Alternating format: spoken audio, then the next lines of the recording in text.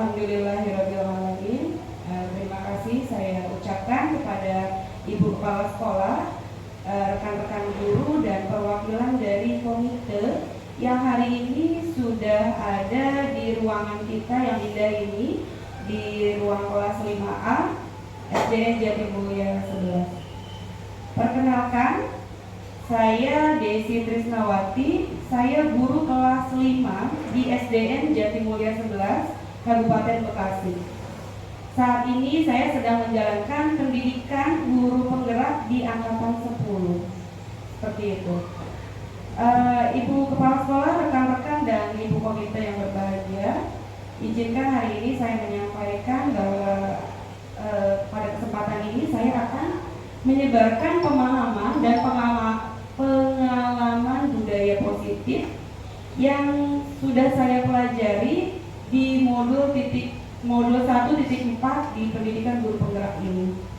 Jadi pada diseminasi hari ini saya akan menyebarkan apa sih yang dimaksud dengan budaya positif dan bagaimana penerapannya, gitu. Baik, saya langsung ke slide berikutnya. Jadi ada 7 konsep utama pada modul budaya positif.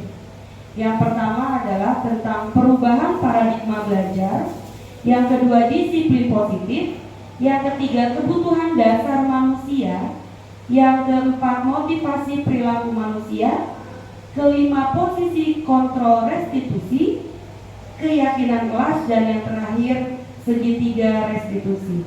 Nah, mungkin bagi kita seorang pendidik nanti bermuaranya di segitiga restitusi bagi kita seorang pendidik. Tapi untuk siswa di budaya positifnya, kenapa? Nanti saya akan jelaskan satu persatu secara keseluruhan.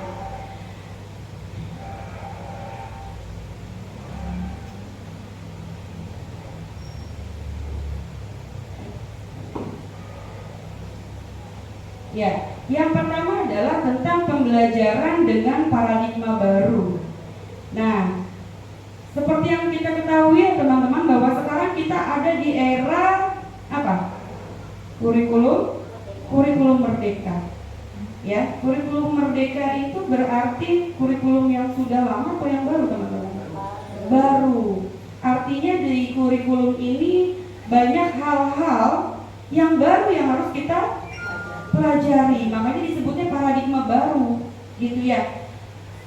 Pembelajaran paradigma baru itu mencakup pemetaan standar kompetensi, merdeka belajar, dan asesmen kompetensi minimal, sehingga menjamin ruang yang lebih leluasa bagi pendidik kita nih, pendidik, ya, untuk merumuskan rancangan pembelajaran dan asesmen sesuai dengan karakteristik dan kebutuhan peserta didik. Nah, kita harus sudah mulai fokus.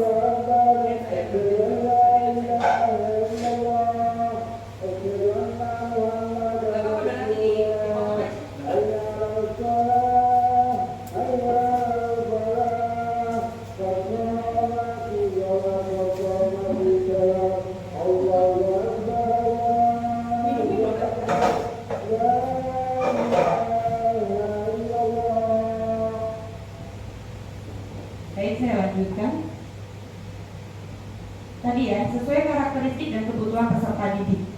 Nah, di sini pada kurikulum merdeka ini, rekan-rekan semua, kita harus fokus kepada karakteristik dan kebutuhan peserta didik. Jadi ternyata dalam satu kelas itu kebutuhan itu berbeda-beda, apalagi karakternya. Kalau karakternya sudah pasti ya, tapi ternyata kebutuhannya juga beda-beda, gitu ya. Lalu pembelajaran paradigma baru itu memastikan bahwa praktik pembelajaran yang berpusat pada murid. Nah itu, berpusat pada murid, yang mana setiap murid belajar sesuai dengan kebutuhan dan tahap perkembangannya, atau yang sekarang itu yang lagi ngetren disebutnya berdiferensiasi, untuk mewujudkan profil pelajar Pancasila. Jadi yang mau kita wujudkan itu apa teman-teman? Profil pelajar Pancasila. Jadi kita mesti ingat nih, kita ngajar itu tujuannya apa?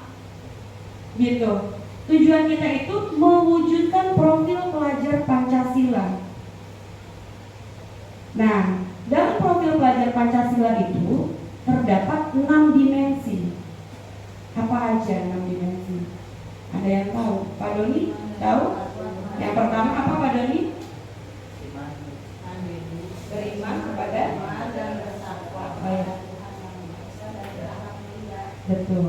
Yang pertama beriman, bertakwa kepada Tuhan Yang Maha Esa dan berakhlak mulia. Ya. Yang kedua itu berkebinekaan global. Yang ketiga bergotong royong. Yang keempat kreatif. Yang kelima bernalar kritis. Dan yang keenam mandiri. Berarti ada berapa dimensi teman-teman?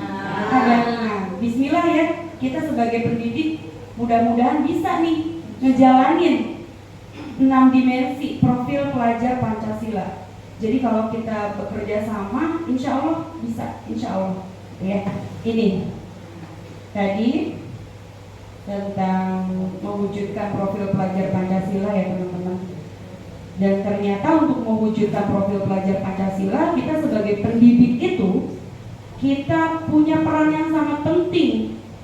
Mungkin jadi garda terdepan ya Ibu Kepsek ya, kita di sekolah, karena ternyata kadang anak-anak itu lebih banyak interaksi di sekolah dengan gurunya ketimbang dengan orang tuanya.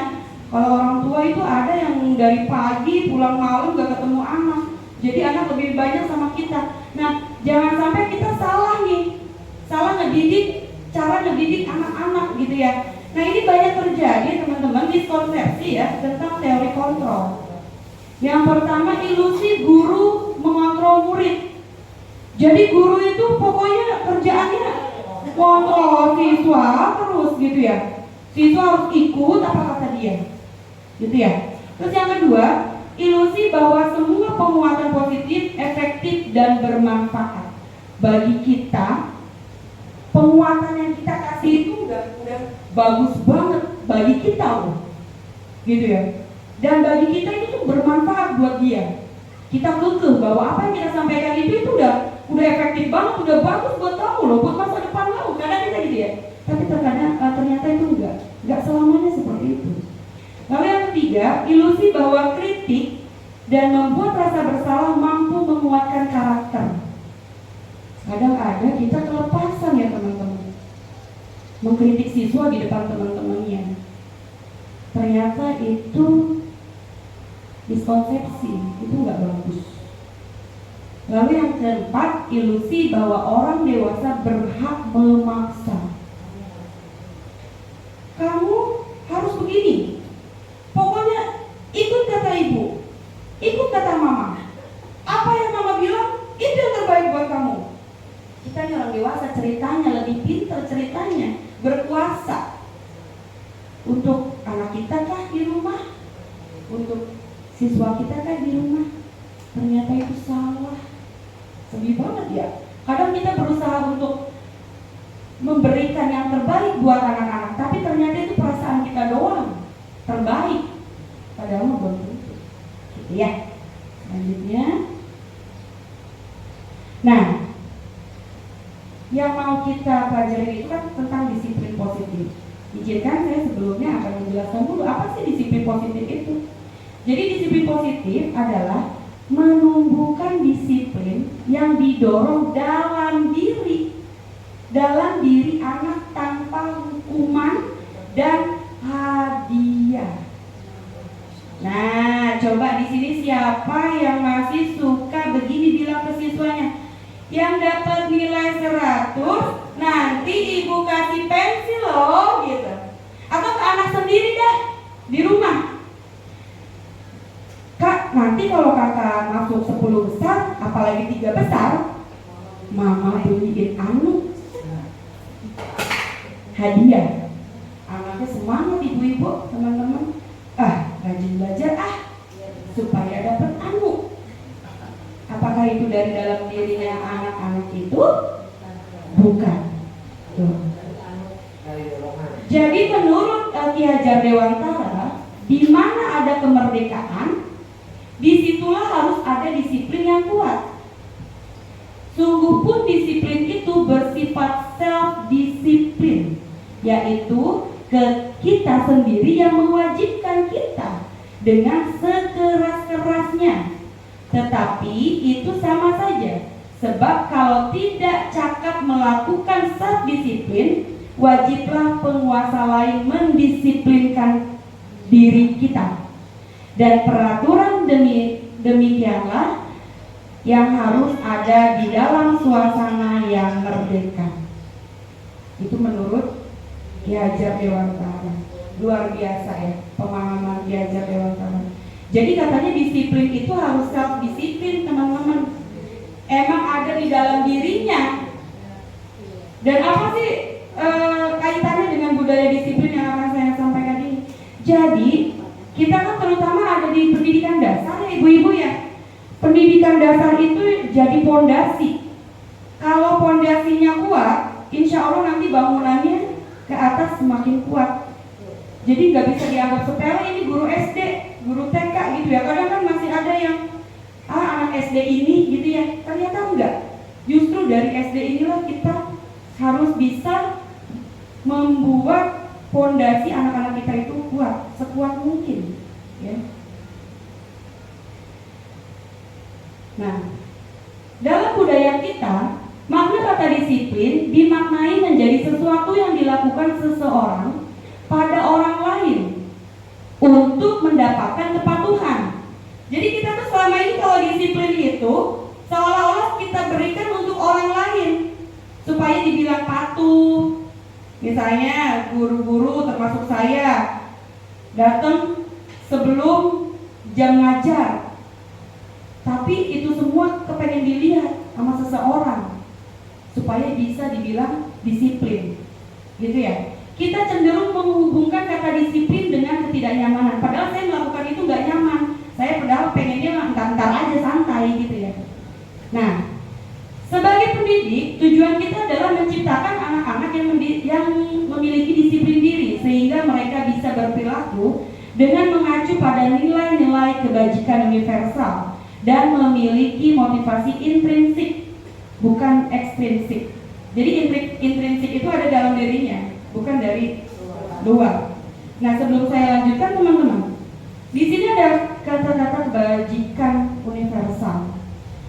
Boleh sharing? Ada yang bisa mencontohkan kebajikan universal itu yang seperti apa ya?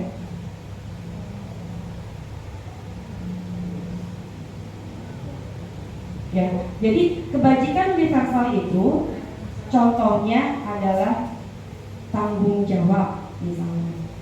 Jadi terus menghargai orang lain, tepat waktu. Nah gitu. Kenapa dikatakan kebajikan universal? Karena semua orang itu sepakat bahwa yang tadi disebutkan itu adalah nilai kebajikan tanpa perlu adanya perdebatan lagi. Makanya itu disebutnya nilai kebajikan universal. Disiplin positif adalah cara menerapkan pendisiplinan yang bertujuan untuk menumbuhkan kesadaran serta memberdayakan anak untuk mandiri. Disiplin positif dilakukan supaya anak melakukan sesuatu bukan karena ditakut-takuti dengan hukuman, ancaman, atau karena dijanjikan sogokan atau hadiah. Nah, ini lagi-lagi soal hadiah ya. Jadi ternyata memberikan hadiah itu sangat keliru, teman-teman. Nah, di sini ada daftar nilai-nilai kebajikan, ya. Nilai-nilai yang disepakati bersama. Jadi nilai kebajikan itu nilai-nilai yang disepakati bersama, lepas dari suku, bangsa, agama, bahasa, maupun latar belakangnya. Jadi nilai-nilai kebajikan ini nggak pandang suku, bangsa, agama, bahasa, semua sudah sepakat bahwa ini tuh nilai kebajikan, gitu ya.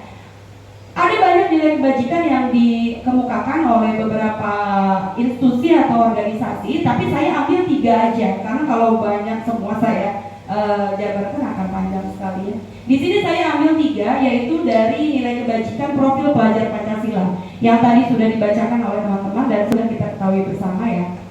Lalu yang kedua ada dari IBO Primary Years Program atau PYP, bahwa nilai kebajikan itu katanya toleransi, rasa hormat, integritas, mandiri, menghargai, antusias, empati, keingintahuan, kreativitas, kerjasama, percaya diri, dan komitmen. Nah, lalu menurut keterampilan hidup bahwa nilai-nilai kebajikan itu adalah dapat dipercaya, lurus hati, pendengar yang aktif, tidak merendahkan orang lain, dan memberikan yang terbaik dari diri. Wah, luar biasa. Memberikan yang terbaik dari diri. Jadi ini boleh dikatakan tulus ya, begitu ya Ibu Kersek ya. Jadi kalau kita melihat ada orang lain yang membutuhkan kita gitu ya, kita bisa memberikan hal yang terbaik yang ada pada diri kita.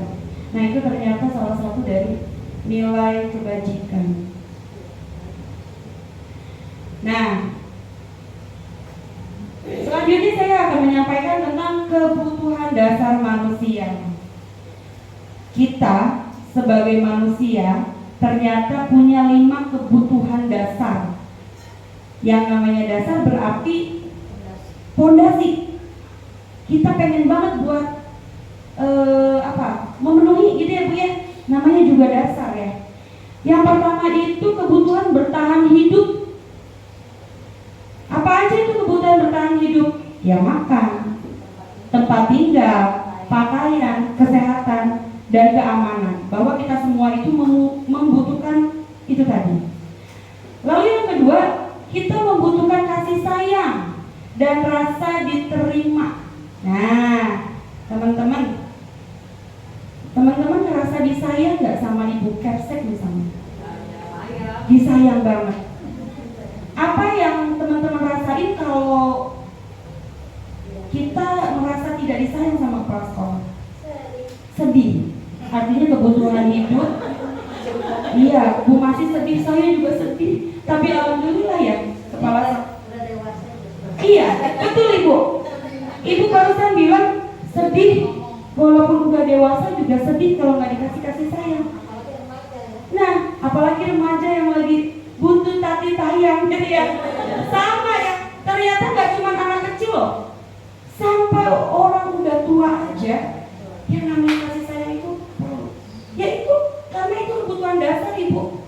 Kita sebagai manusia itu perlu. Nah, apalagi anak-anak di kelas. Makanya jangan aneh kalau ada anak-anak yang bahasa tanda kutipnya caper. Ya, kita kadang gini, aduh caper banget ini anak, tiap hari teriak-teriak di kelas gini, bikin masalah sama guru. Iya, ternyata setelah ditelusuri, apa teman-teman? Kurang kasih sayang, kurang perhatian. Karena kebutuhan tentang kasih sayang itu meliputi apa aja nih? Rasa diterima, dipedulikan, berbagi, kerjasama, menjadi bagian dalam kelompok. Ini juga penting. Jadi jangan sampai kita mengabaikan salah satu siswa kita yang kita anggap nggak bisa gitu ya, akhirnya dia tidak diberikan peran dalam satu kelompok. Itu hati-hati. Itu akan membekas dalam dirinya. Lalu yang ketiga ada kebebasan, freedom. Bebas pokoknya.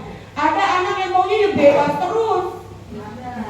Iya, mau ngapain aja dia nggak mau dilarang. Ternyata memang itu kebutuhan dasarnya dia tinggi di situ. Tapi gimana caranya supaya kita bisa mengarahkan ya? Karena kebebasan itu diantaranya mandiri, memiliki pilihan, mencoba hal baru, mampu mengendalikan arah dirinya, memiliki pilihan. Ada anak kita suruh gambar, dia nggak mau, maunya nyanyi, berarti dia sedang menuntut kebebasan. Seperti itu. Selanjutnya kesenangan. Nah, ini juga nih ya, coba. Kesenangan itu meliputi bermain, humor, antusiasme, dan tertawa. Teman-teman pernah nggak punya siswa yang maunya tuh di kelas bermain melulu? Ada, apalagi yang kelas rendah kali ya Ibu ya, maunya bermain melulu. Nah ternyata memang kebutuhan dia akan kesenangan itu masih tinggi, begitu, masih ke bawah terus, gitu ya. Jadi ya dia maunya main terus. Atau ada di kelas tinggi yang kerjanya ketawa, melulu bercanda sama temennya. Ada nggak? Ada, banyak malah. Dan itu ternyata kebutuhan. Berarti anak itu membutuhkan hal itu. Bagi dia butuh itu. Ya. Dan yang ketiga, yang kelima yaitu penguasaan atau power. Nah, power itu apa aja tuh? Ada harga diri, memimpin, berprestasi, diakui, didengar keinginannya untuk dianggap. Nah, kalau ini power biasanya yang timbul itu nggak banyak sih. Boleh dikatakan kalau di kelas itu yang pentolan ya, kalau bahasa kita ya. Iya. Jadi ada beberapa siswa yang maunya itu dia up gitu ya. Dia karena apa? Ternyata dia itu keinginan untuk dianggap, teman-teman. Pengennya dianggap dia yang paling misalnya. Seperti itu. Dan ternyata itu adalah kebutuhan dasar manusia. Berarti kita juga kan manusia ya. Kita kadang ngabul-ngabulin harga diri ini ceritanya. Harga diri saya diinjak-injak misalnya gitu ya. Kalau kita lagi bermasalah sama orang, harga diri saya merasa harga diri saya tidak dihargai misalnya gitu. Nah berarti kita sedang apa? Memerlukan apa? Penguasaan. Dan ternyata kalau orang yang lagi kayak gitu ya, itu kebutuhannya dia.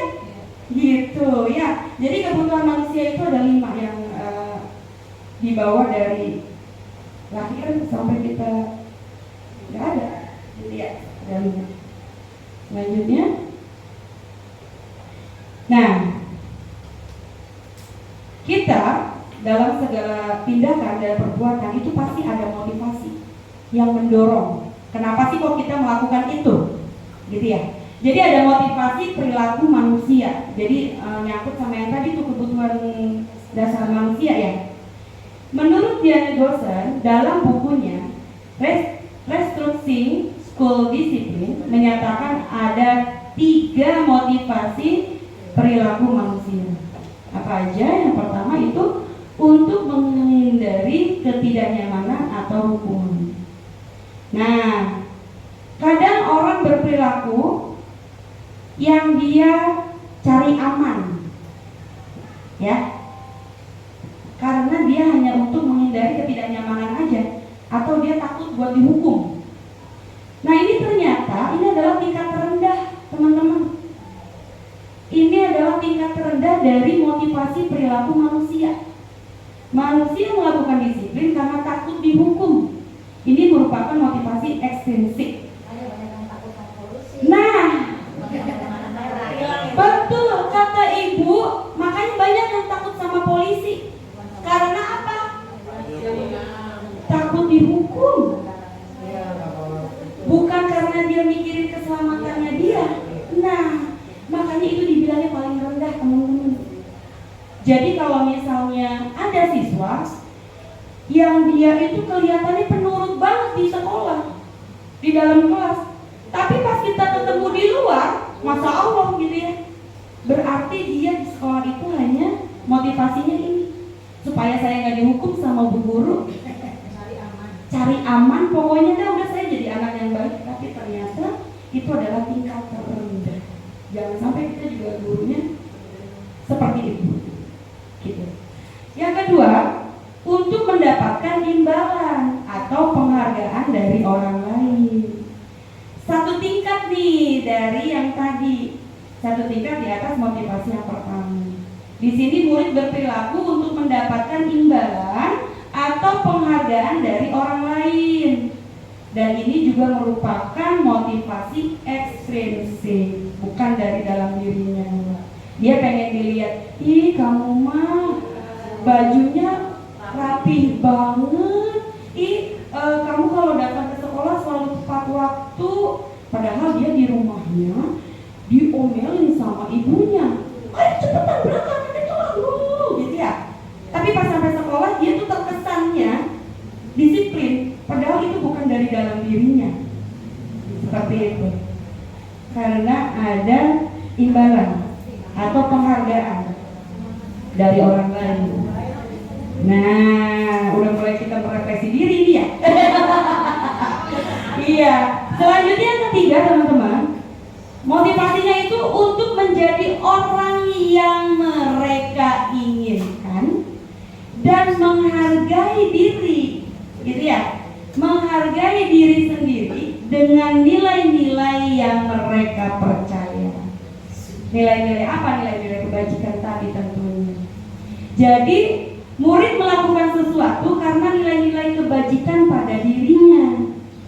Ini adalah motivasi yang akan membuat seseorang memiliki disiplin positif, karena motivasi perilakunya bersifat intrinsik dan ekstrinsik. Berarti motivasi ekstrinsik butuh nggak teman-teman? Tetap butuh ya. Apalagi untuk siswa kita tetap, karena kita masih ada yang namanya peraturan gitu ya. Nah, motivasi adalah dorongan atau daya penggerak atau melakukan sesuatu baik berasal dari dalam diri maupun dari luar. Nah, kalau untuk motivasi intrinsik itu murid melakukan kedisiplinan dikarenakan takut, menghindari hukuman atau pengharapan akan bentuk pengharapan. Itu ekstrinsiknya, gitu ya. Nah, intrinsiknya murid melakukan kedisiplinan dikarenakan sadar akan nilai-nilai kebajikan dalam dirinya, menghargai nilai kebajikan diri sendiri. Karena ternyata nilai kebajikan itu bukan untuk orang lain, untuk diri kita sendiri, gitu. Kita disiplin ya untuk kita, gitu ya. Kita bertanggung jawab untuk kita juga. Jadi itu kita harus lebih menganggap bahwa motivasi intrinsik itu di atas segalanya. Nah, lanjut ke materi berikutnya. Ini adalah tentang hukuman, konsekuensi, dan restitusi, ya. Apa sih itu hukuman itu yang kayak gimana ya? Jadi hukuman itu sesuatu yang menyakitkan. Jadi kalau misalnya sesuatu itu terasa sakit, berarti itu dihukum, Bu. Ya. Lalu tidak nyaman untuk murid dalam jangka waktu panjang. Nah, ini kenapa saya bilang dalam jangka waktu panjang?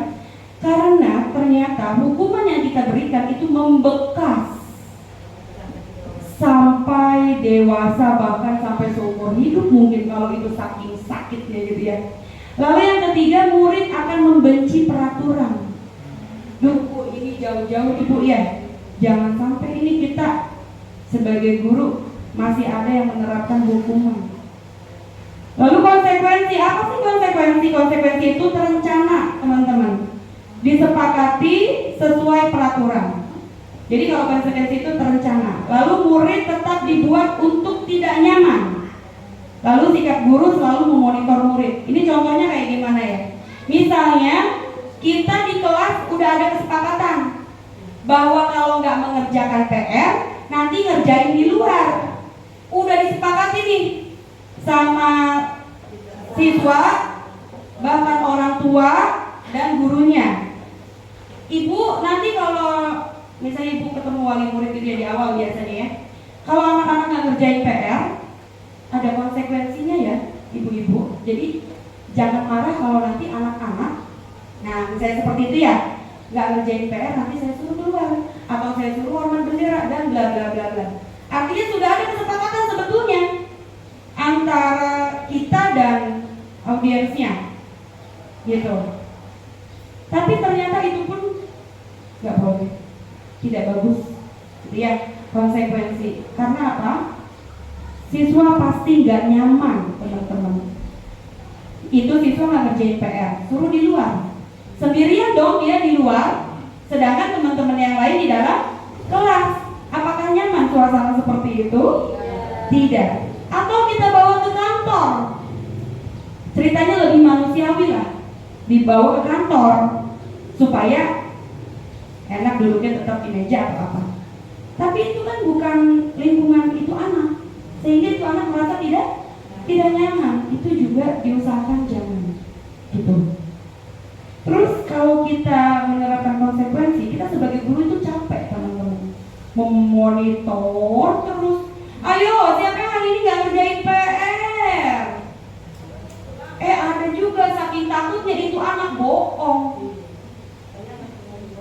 Dikumpulin, nggak kumpulin itu buku ke depan. Pas dikoreksi, lah mana PR kamu? Nggak ada. Berarti tidak efektif juga. Itu konsekuensi. Nah, ada yang ketiga nih teman-teman, yaitu restitusi.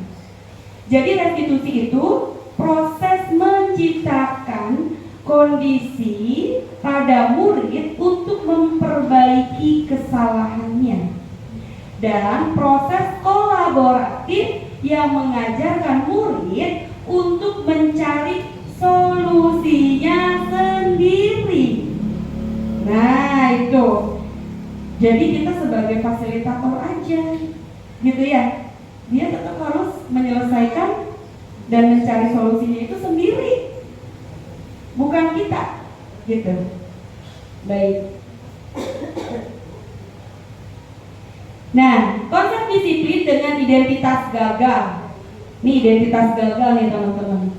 Saat kita berulang kali menjanjikan hadiah kepada anak-anak agar berperilaku bertanggung jawab, atau kepada seorang murid agar berperilaku mempelajari sesuatu yang baru, atau kepada seorang karyawan agar melakukan pekerjaan yang berkualitas, kita sedang berasumsi mereka tidak dapat melakukannya, atau mereka tidak akan memilih untuk melakukannya, gak mau ngelakuin sama sekali. Itu menurut Alfikon. Nah, di sini kita mau lihat identitas gagal itu ada di hukuman dan penghargaan. Jadi kalau hukuman itu sudah jelas menyakitkan, ya, lalu tidak nyaman, murid juga jadi takut, lalu terkesan kita tuh memaksa, lalu murid menyembunyikan kesalahan yang tadi saya bilang, takut dihukum, gak ngerjain lagi, pura-pura aja kumpulin bukunya. Iya. Lalu murid menjadi rendah diri. Murid itu kalau udah dihukum, dia langsung rendah diri teman-teman. Aduh, saya dihukum, disuruh ngerjain PR di luar, saya malu sama teman-teman, sampai ada yang nangis gak mau masuk lagi ke kelas ya. Nah, tapi penghargaan juga ternyata tidak efektif, merusak hubungan, ada sifat iri. Kok dia lagi yang dapat penghargaan, yang ranking 1 mulu, yang bisa jawab pertanyaan, akhirnya dia dapat lagi. Nah, yang merasa nggak bisa, ngerasa iri dong. Ya, saya nggak pernah dapat, orang saya nggak pernah bisa jawab. Berarti penghargaan juga bisa menghakimi, itu nggak bagus ya. Lalu mematikan kreativitas ibu.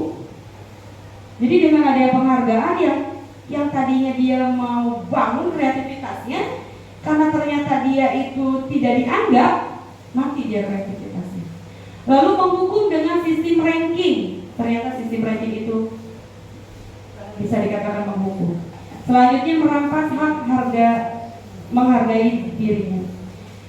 Duh, ini masalah ranking. Kadang kita udah nggak mau nge-ranking, orang tua maksa ya. Maksa ibu, anak saya tuh ranking berapa? Urutan ke berapa? Saya cuma mau tahu kok bu, cuma buat anak saya doang. Iya bu, tapi nanti anak ibu diapa-apain sama ibu. Orang rankingnya kalau turun kan diapa-apain nanti di rumah gitu ya. Kalau naik diabul-abulin ya. Anak saya, masya Allah, tabarakallah, anak saya di kelas yang paling bagus, yang paling. Nanti betul. Nah, giliran nggak bisa, anaknya diciwit gitu ya. Aduh kasihan.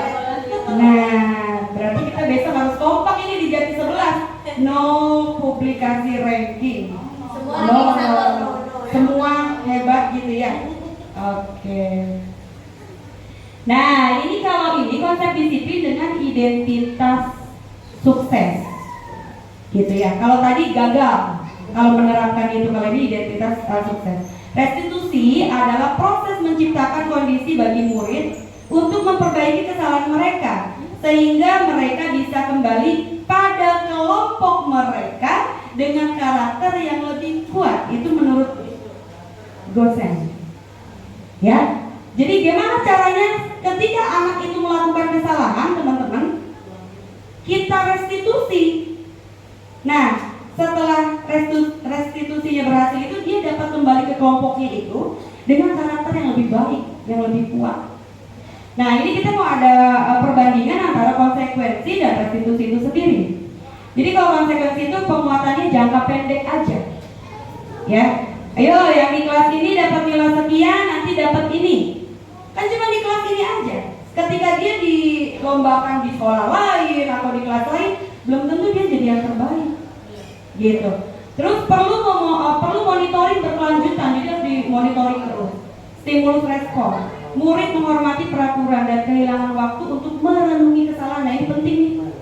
Ternyata kita itu harus melatih anak untuk bisa merenungi kesalahan. Sama kita juga begitu ya. Harus kita juga merenungi kesalahan kita. Nah, kalau restitusi itu gimana? Murid bertanggung jawab untuk perilakunya, fokus pada pemecahan masalah jangka panjang, murid menghormati dirinya dan orang lain. Ada teori kontrol, jadi dirinya yang memegang kontrol sendiri. Dia nggak mudah terpengaruh dari yang lain kalau sudah kuat gitu ya intrinsiknya. Lalu murid bersemangat memperbaiki kesalahan. Nah, ini penting nih, jangan sampai murid itu nggak ada niatan pisan untuk memperbaiki kesalahannya. Nah, seperti itu ya. Jadi dari keempat itu teman-teman, mana yang menurut teman-teman paling baik? Restitusi. Nah, sebetulnya kalau nggak sadar kita suka kok melakukan restitusi. Cuma tahapan-tahapannya aja mungkin yang belum familiar ya. Di sini ada perbedaan nih teman-teman. Ada contoh kasusnya. Kasusnya murid sering tidak mengerjakan PR. Ini kan sering banget yang di kelas ada aja. Dan biasanya siswanya itu lagi gitu ya yang nggak ngerjain PR. Kalau dihukum teman-teman, kita tuh nyuruh murid tuh hormat bendera. Dah, kamu nggak ngerjain PR, keluar kamu. Hormat bendera 10 menit. Keluar kamu. Anaknya nggak mau. Ayo keluar. Dihukum tuh anak. Sampai anaknya benar-benar keluar, hormat bendera sesuai dengan keinginan gurunya 10 menit. Akhirnya timbul apa? Gurunya marah, muridnya takut. Itu kalau hukuman. Lalu kalau konsekuensi, guru memberikan konsekuensi dengan meminta siswa menyelesaikan PR di jam istirahat misalnya. Nih, ayo kamu kan nggak ngerjain PR. Kita udah ada nih kesepakatan sama-sama nih. Kalau nggak ngerjain PR, keluar, kerjain, atau kamu tetap di kelas pada saat jam istirahat. Atau anak disuruh nulis di kertas polio, saya berjanji tidak akan mengulangi kesalahan saya lagi, atau saya berjanji akan mengerjakan PR, sampai satu kertas polio.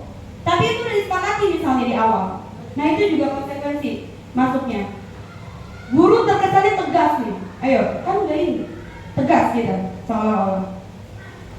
Dan tapi ternyata murid itu hanya menghormati peraturan aja. Bisa jadi nanti untuk tingkat selanjutnya dia ulangi lagi itu nggak ngerjain PR.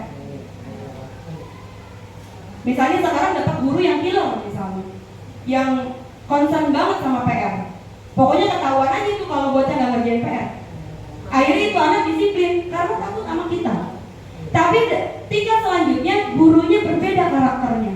Santai. Nah, terkesan santai. Guru ini santai gini. Akhirnya dia nggak kerjain itu PR. Itu. Ya, itu kalau konsekuensi. Lalu kalau restitusi gimana? Guru menanyakan keyakinan kelas. Jadi ini anak ngerjain PR, guru itu tanya soal keyakinan kelas yang sudah disepakati dan membantu siswa untuk menyelesaikan masalah. Ya, guru terbuka dan siswa menghormati dirinya dan orang lain. Karena ternyata setelah ada anak yang nggak ngerjain PR, kita panggil ibu, kita lakukan restitusi. Ternyata ada jalan ceritanya. Kenapa itu anak nggak ngerjain PR? Pasti ada jalan ceritanya. Kenapa tuh anak nggak ngerjain PR? Iya, karena ternyata A, B, C, D gitu ya. Nah, teman-teman, ini penting banget untuk kita ketahui tentang 5 posisi kontrol guru. Kita sebagai guru,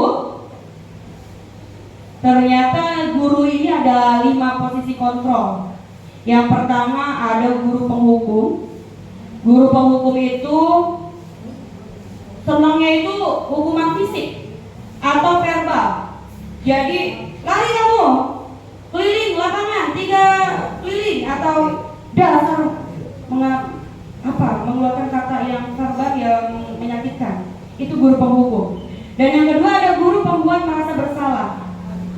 Ya, aduh, kamu ini gimana sih? Capek bu guru, capek.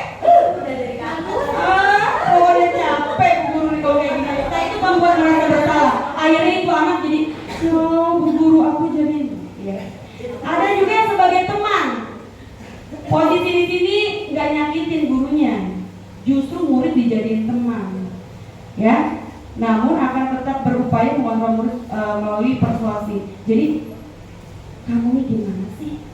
Udah dibilangin sama bu guru, kalau nggak bisa, ini aduh, kamu nanti bikin malu bu guru deh nanti. Kayak itu ya sebagai teman. Jadi ngehukum enggak, ngasih solusi enggak, itu. Ada juga yang pemantau. Memantau berarti mengawasi. Pada saat kita mengawasi, kita bertanggung jawab atas perilaku orang-orang yang kita awasi. Memantau aja kerjaan. Iya, kita lihat nih anak kita buang sampah sembarangan nih. Pantau. Iya, nggak sadar kita nih buang sampah sembarangan. Nah, itu kacau itu ya kalau kayak gitu. Kita cuma memantau aja. Paling ambil aja sampahnya. Pas kalau ketahuan misalnya kayak gitu. Nah itu juga ternyata nggak bagus. Nah yang bagus adalah memposisikan guru sebagai manajer. Guru mempersilahkan murid mempertanggungjawabkan perilakunya. Jadi kita mempersilahkan murid kita untuk mempertanggungjawabkan perilakunya, mendukung murid agar dapat menemukan solusi atas permasalahannya sendiri. Jadi siapa teman-teman yang ngasih solusi? Guru atau siswanya sendiri? Siswanya sendiri. Jadi sebetulnya permasalahan yang kita punya itu kita sendiri yang tahu solusinya. Betul. Kita nih gak usah anak lah, kita sendiri. Kita kok konflik mulu sama seseorang, gitu ya. Kita marah udah, apa udah, nggak juga berubah misalnya. Akhirnya kita melakukan kayak refleksi ya. Nah ini di posisi manajer itu guru mengajak refleksi siswa. Nah kita harus bisa nih jadi guru yang ada di posisi manajer. Gitu. Nah di sini ada contoh 5 posisi kontrol. Ya.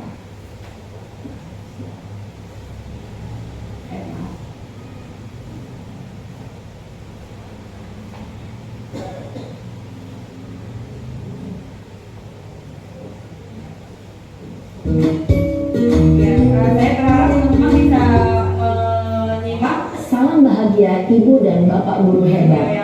Dalam penerapan disiplin positif restitusi, salah satu program yang dikembangkan adalah 5 posisi kontrol.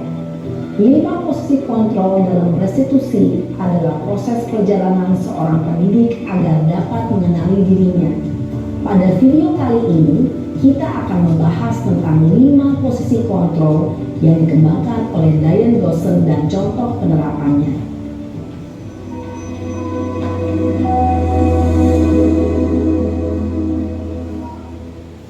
5 posisi kontrol itu adalah 1. Posisi penghukum, 2. Posisi pembuat merasa bersalah, 3. Posisi teman, 4. Posisi pemantau atau monitor, dan 5. Posisi manajer.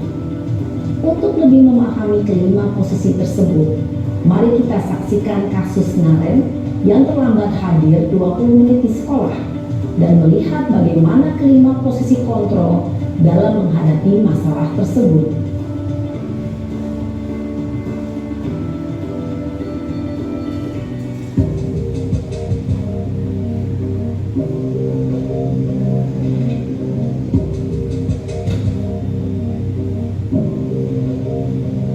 Naren,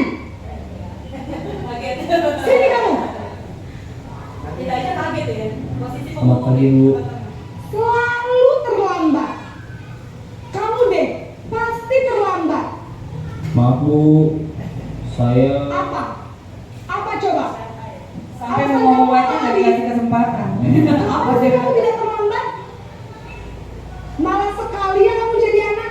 saya Dasar pemalas. Nah, Gak kapok-kapok sih kamu. Sudah berapa kali terlambat? Sana, kamu keliling lapangan basket 2 kali. nah. kenapa saya harus keliling lapangan basket Bu? Kenapa? Kamu melawan ibu? Berani-beraninya jawab. Sudah terlambat, masih berani jawab pula. Sekarang, keliling lapangan basket 5 kali sekalian. Ditambahin teman-teman, tadinya 2 jadi 5. Posisi penghukum biasanya berbicara dengan nada tinggi, menghardik, menunjuk-nunjuk, menyakiti, dan menyindir. Hukuman bisa berupa fisik maupun psikis. Ibu dan bapak guru hebat. Dampak yang terjadi pada murid ketika guru berada pada posisi penghukum adalah murid cenderung akan memberontak, bahkan menyimpan dendam. Ya, itu untuk posisi penghukum. Nah, sekarang posisi pembuat merasa bersalah dengan kasus yang sama ya.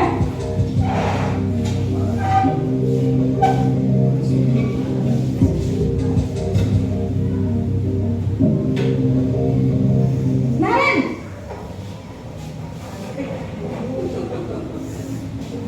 Selamat pagi Bu. Naren, kamu kenapa terlambat lagi, nak? Ya Tuhan, Naren, kamu senang ya bikin ibu susah ya? Kalau kamu terlambat lagi, nanti ibu yang ditegur bapak kepala sekolah, nak. Disangka ibu tidak bisa membina kamu. Duh, gimana ini? Maaf Bu, Duh Gusti Naren, kamu suka ya kalau ibu ditegur bapak kepala sekolah? Terus, sekarang ibu harus tulis apa yang di buku absen? Ini kamu sudah sering terlambat loh. Ibu harus apa coba? maaf Bu, maaf sekali. Ya sudah, lain kali jangan bikin ibu susah lagi ya nak ya. Ibu tidak akan kuat lagi kalau kamu begini terus. Bisa jantungan kalau ibu ditegur bapak kepala sekolah. Bisa jantungan. Sana cepat kelas. Maaf ya Bu, maaf sekali. Ya. Posisi pembuat rasa bersalah berbicara dengan nada tenang, cenderung lembut. Namun kata-kata yang diutarakan membuat murid merasa menjadi orang yang gagal, memandang buruk dirinya sendiri, merasa tidak berharga, dan tidak sanggup membahagiakan orang lain. Ketika guru mengambil posisi pembuat rasa bersalah, murid akan menganggap dirinya yang bersalah dan ia akan menyimpan emosi negatif tersebut di dalam dirinya. Ya, selanjutnya posisi teman. Ini sering banget kita lakukan nih sebagai teman gitu ya. Saya merefleksi diri saya sendiri. Saya sering memposisikan sebagai teman. Ternyata nggak bagus. Naren!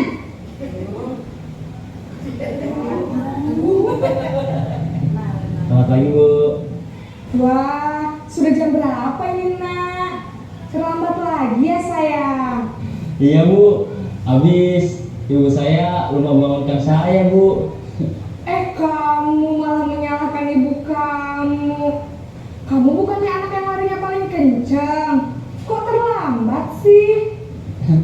Iya Bu, saya memang terlambat bangun tadi. Jadi biarpun saya lari kencang, tetap gak kekejar Bu. Ya sudah sana. Nanti lain kali larinya lebih kencang lagi ya. Biar gak terlambat lagi. Bikin seneng ibu. Demi ibu. Bisa kan? Bikin teman Bisa ibu. lah Bu. Demi ibu. Ya sudah sana masuk kelas. Ibu beresin urusan absen kamu. Nah, Kamu ini ada-ada saja.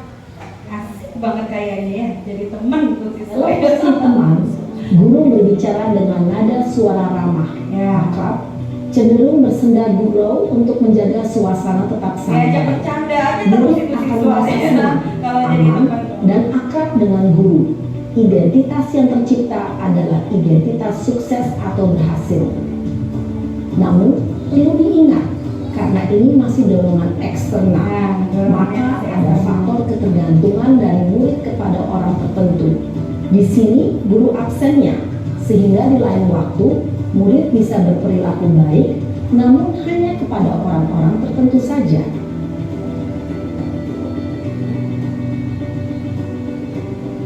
Selanjutnya posisi pemantau.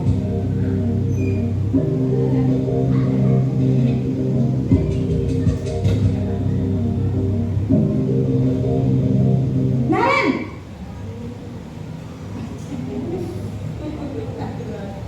Selamat pagi Bu. Naren, apa peraturan sekolah kita tentang jam berapa kita harus masuk sekolah, nak? Kita harus di sekolah jam 7 Bu. Iya betul, sekarang sudah jam 7.20. Naren sudah tahu konsekuensinya jika terlambat hadir. Paham Bu, saya harus tinggal kelas pas jam istirahat selama 20 menit. Iya benar, konsekuensinya demikian. Jadi nanti jam 9.30 pas istirahat, kamu harus tinggal di kelas, kerjakan tugas tambahan untuk ketertinggalan kamu, ya? Baik Bu. Posisi pemantau mengandalkan penghitungan atau data untuk mengontrol murid. Guru mengarahkan murid berdasarkan peraturan dan konsekuensi. Seorang pemantau menunjukkan bahasa tubuh dan ekspresi wajah yang datar dan cenderung formal. Ya. Selanjutnya posisi manajer yang harus kita lakukan ya sebagai seorang guru. Kita harus bagaimana kalau ada kasus seperti ini gitu ya. Naren!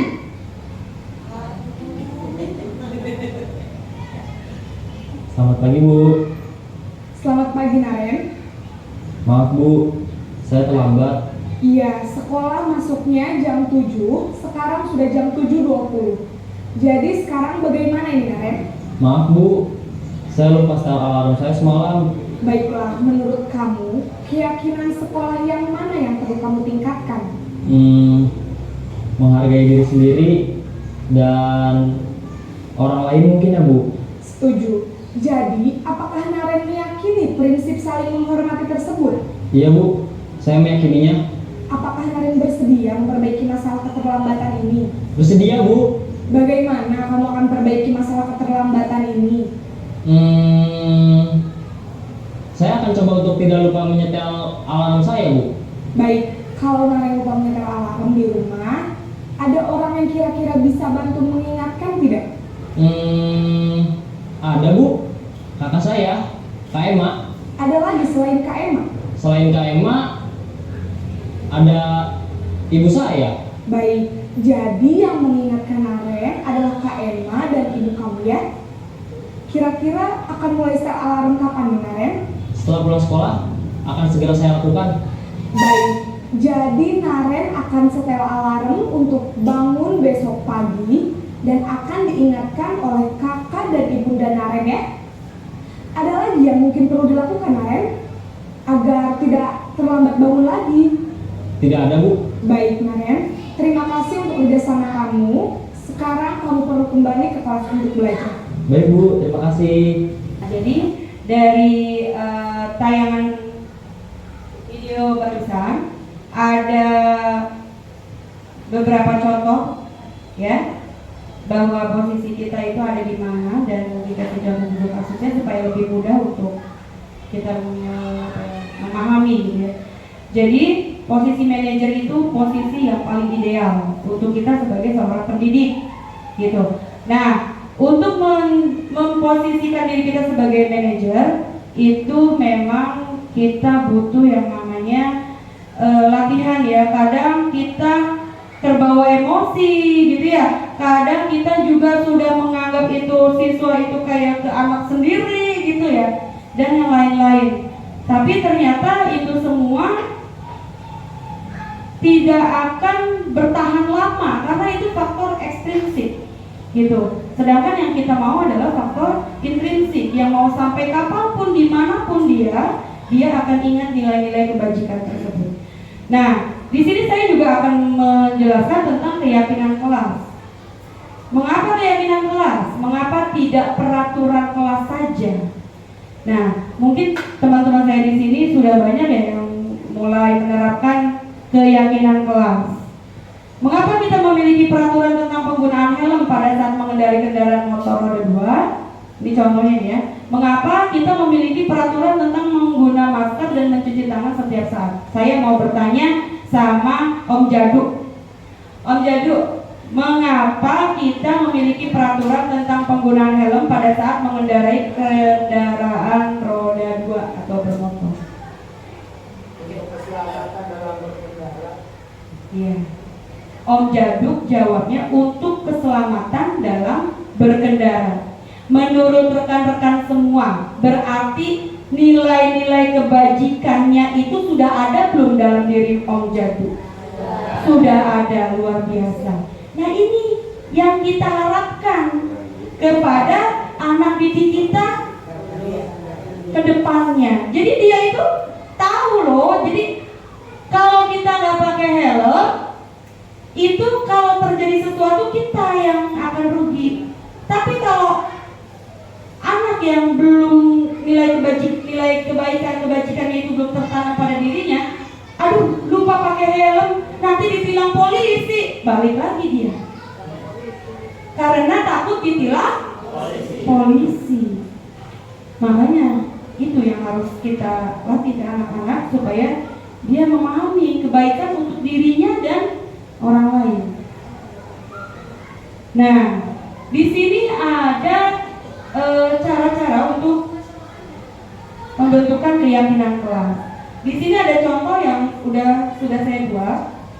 Jadi keyakinan kelas itu bersifat lebih abstrak, berupa pernyataan-pernyataan universal, dibuat dalam bentuk pernyataan positif, sedikit saja sehingga mudah diingat dan dipahami oleh semua warga kelas, sesuai dengan kondisi kelas dan sekolah agar mudah diterapkan.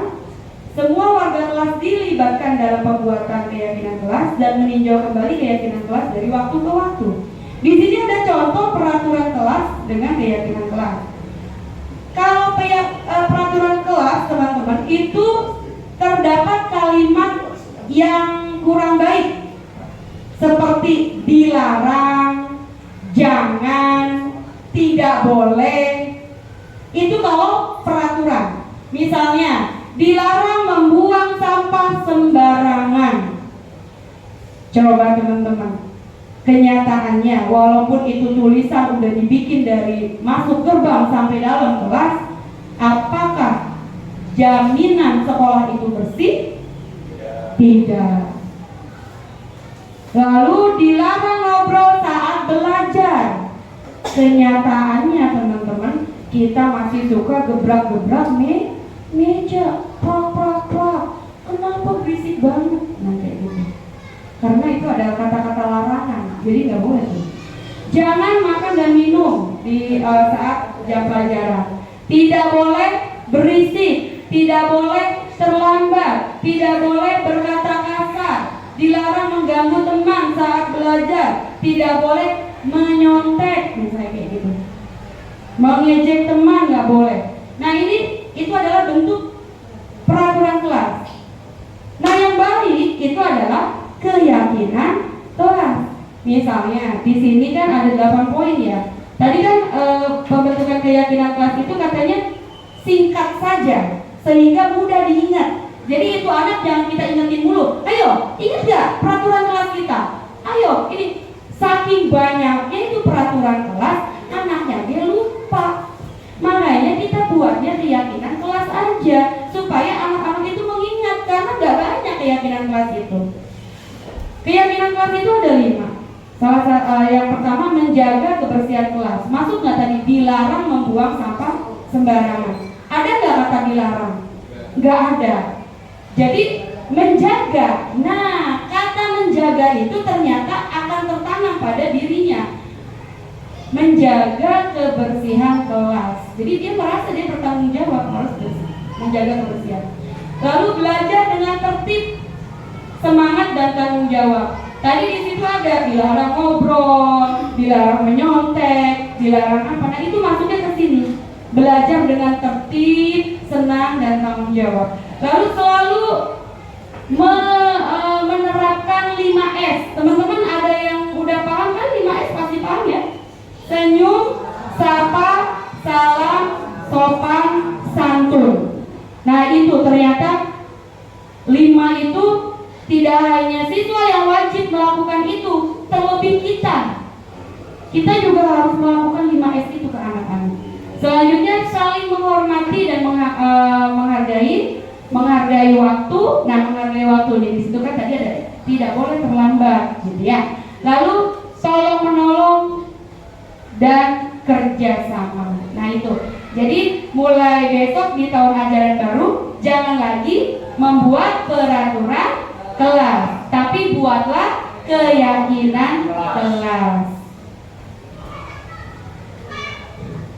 Nah ini adalah tahap terakhir dari diseminasi saya, yaitu adalah tentang segitiga restitusi. Kita sebagai guru harus mampu melakukan restitusi. Restitusi itu ada 3 tahapan. Yang pertama adalah menstabilkan identitas. Tadi pada tayangan sebelumnya, Naren yang terlambat datang ke sekolah, sama gurunya ditanya, Naren sudah terlambat berapa menit, kayak gitu ya. Terus kenapa kamu bisa terlambat? Gitu. Akhirnya si anak itu kan mengemukakan. Nah itu kita stabilkan identitasnya. Jangan belum apa-apa udah kita hukum, gitu ya. Kita nggak tahu menau persoalannya kenapa dia terlambat, udah main kita hukum aja, nggak boleh. Nah jadi kita harus stabilkan dulu identitasnya. Dari ngomongnya kita semua akan melakukan hal terbaik yang bisa kita lakukan. Jadi si anak itu pasti akan berpikir bagaimana dia melakukan hal yang terbaik di kemudian hari gitu, supaya kesalahan di hari ini tidak terulang lagi. Dan yang kedua ada validasi tindakan yang salah. Kita tetap harus memvalidasi, tapi yang memvalidasi bukan kita. Maksudnya kita menyadarkan anak bahwa apa yang dia lakukan hari ini itu salah. Jadi kita tidak boleh, kamu udah salah loh, kamu udah datang terlambat loh, telat 20 menit, masuknya jam 7. Itu nggak boleh, kita yang melakukan itu nggak boleh. Jadi anak yang memvalidasi sendiri bahwa iya bu, saya hari ini salah, hari ini saya datang terlambat. Siapa yang memvalidasi? Siswanya sendiri, bukan kita. Kita mau udah tahu dia salah, gitu ya. Terus yang ketiga, yang kedua, semua perilaku memiliki alasan. Yang tadi, setelah dia validasi bahwa dia maaf bu, saya memang datang terlambat karena saya tadi. Nah terus dia juga memberikan alasan bahwa katanya alarmnya mati kan, kayak gitu. Alarmnya lupa dihidupin, lupa disetting, segala macam. Itu alasan dia kenapa dia terlambat. Nah itu yang tadi saya bilang bahwa semua perilaku kita, baik kesalahan ataupun itu kan ada motivasi. Nah di balik itu ada alasan. Ternyata setiap kesalahan itu ada alasannya. Kita harus tahu dulu alasannya apa itu anak sampai terlambat. Yang ketiga, menanyakan keyakinan. Kan kita udah buat tuh keyakinan kelas yang tadi, diantaranya adalah menghargai waktu. Di dalam keyakinan kelas itu terdapat nilai-nilai dibajikan, bahwa dengan dia datang terlambat, bahwa dengan dia tidak disiplin, maka dia akan mengganggu orang lain. Orang lain lagi asik-asik belajar, tiba-tiba dia kucuk-kucuk datang. Akhirnya yang tadinya lagi konsentrasi, guru sedang menjelaskan mungkin atau apa, terganggu dengan kehadiran anak yang terlambat itu. Nah gitu, jadi anak itu betul-betul harus meyakini bahwa apa yang dia lakukan itu ternyata tidak hanya merugikan diri sendiri. Nah kalau sudah seperti itu teman-teman, semua akan memiliki motivasi dari dalam dirinya untuk berubah. Seperti itu ya. Jadi untuk menerapkan segitiga restitusi, intinya kalau boleh saya tarik kesimpulan, kita sebagai guru harus bijaksana. Setiap apapun yang terjadi pada siswa kita harus tahu dulu latar belakangnya apa, alasannya apa, gitu. Jadi mudah-mudahan di sekolah kita itu sudah tidak ada lagi guru penghukum dan yang lain-lain. selesai gitu ya. Jadi di sini saya sudah mencoba melakukan restitusi kepada siswa saya, gitu ya. Jadi di dalam kasus ini adalah saya melihat siswa saya itu pada saat saya datang ke sekolah dia sedang sibuk di kelas sendirian ngerjain PR. Betul. Ada nggak pengalaman gitu teman-teman? Temannya yang lain masih pada main di lapangan, tapi ada beberapa siswa yang ternyata udah sibuk ngerjain PR. Bahkan dia datang duluan. Dia datang dari rumah duluan nih. Ternyata motivasinya pengen ngerjain PR di sekolah. Nah, itu kasus yang banyak terjadi. Ini sudah saya coba untuk lakukan restitusinya. Semoga siswa saya ini bisa berubah. Harapan saya seperti itu. Mungkin ini tidak perlu saya tayangkan secara semua ya. Alhamdulillahirabbil alamin. Sampai kita di penghujung diseminasi ya. Terima kasih teman-teman atas segala perhatian dan waktunya yang telah diberikan kepada saya. Akhirnya selesai juga diseminasi yang ingin saya sampaikan. Dalam hal ini, dalam kesempatan ini saya membuka 1 atau 2 pertanyaan dari teman-teman. Barangkali ada yang mau menanggapi dari diseminasi budaya positif yang sudah saya sampaikan. Mungkin Ibu Kepala Sekolah.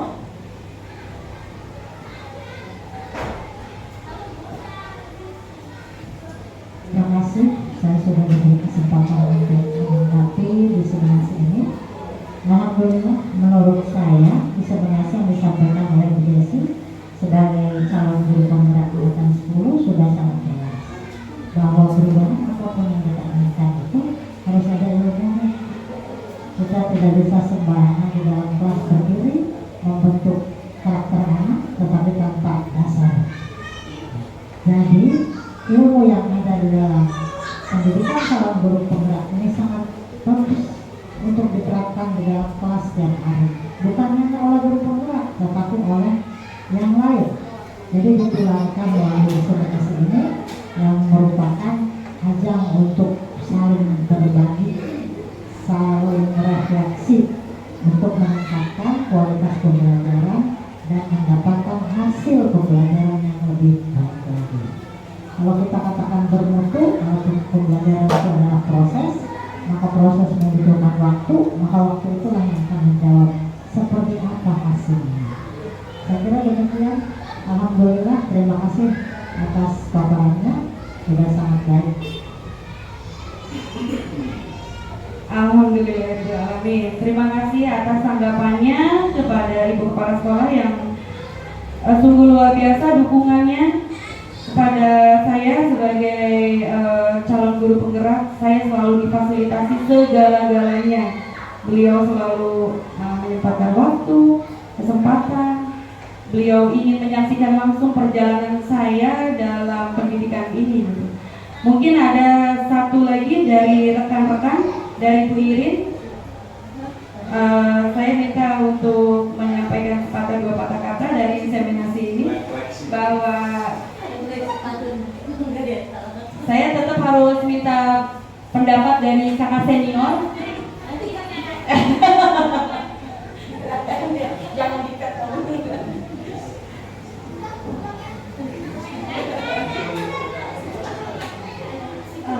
Berasa dan tua ya Bu ya.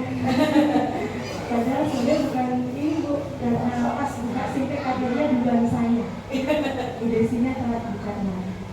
Jadi kalau saya melihatnya Bu Desi sudah luar biasa sekali dalam penjelasannya. Saya setuju sebagai saya setuju dengan apa yang Bu Desi sampaikan. Hanya sedikit mungkin tambahan gitu untuk yang masalah hukuman.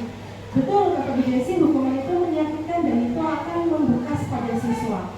Tapi ada satu hal lagi yang membedakan hukuman dengan konsekuensi, di mana hukuman itu sebenarnya tidak harus menyakitkan dan tidak harus membekas. Tapi kata kunci dari hukuman adalah tidak sesuai untuk menyelesaikan solusi. Contohnya, saat anak sedang mengerjakan PR dan ibu meminta dia untuk misalkan tadi itu, mungkin walaupun cuma 1 detik, 2 detik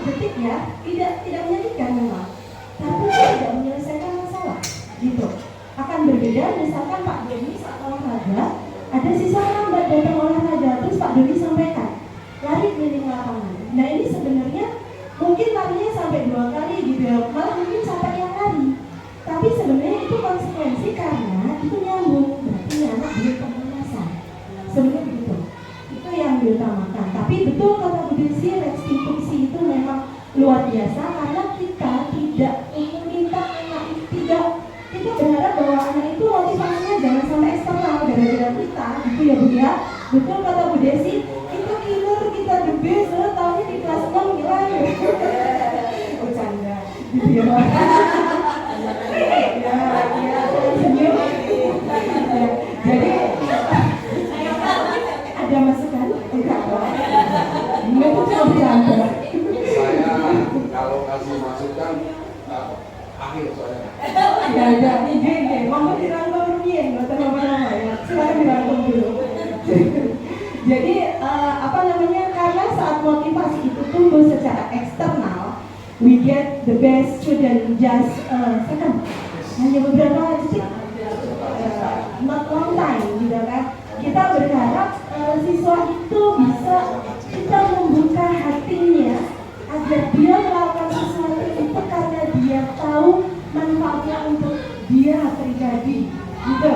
Agar dia menjalankannya forever kalau perlu untuk putra-putri ke depannya, gitu. Nah, itu bisa kita lakukan memang kita harus kolaborasi dan terus-menerus ya Bu Desi ya. Nggak bisa dalam 1 tahun kelas A, kelas B gitu, tapi kita memang menerapkan selama 6 tahun itu kita buka hati dia agar tumbuh motivasi intrinsik pada siswa kita. Muncullah siswa SD 11 itu beradab, berkarakter, profil Pancasila seperti itu kan ya. Itu saja, terima kasih.